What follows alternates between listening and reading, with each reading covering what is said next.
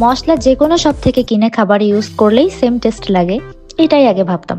কিন্তু trust me, এই মশলাগুলো আমার আইডিয়া পুরো বদলে দিয়েছে।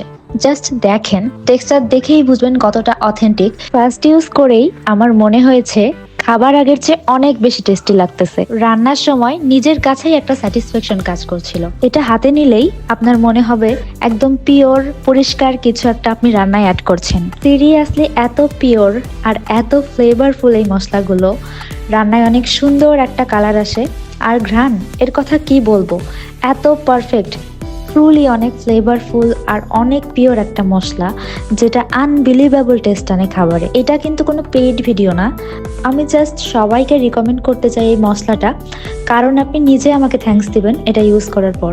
মাসালিস পেজ থেকে এটা আমার সেকেন্ড টাইম পারচেস, আর এরপর থেকে আমার রান্নাঘরে এটাই সবসময় থাকবে, কারণ আমি সত্যিই ফ্যান হয়ে গেছি এই মশলাটা। আই হোপ এই ভিডিও আপনাদের সবার রমজানে মশলা সিলেকশনের কাজে আসবে।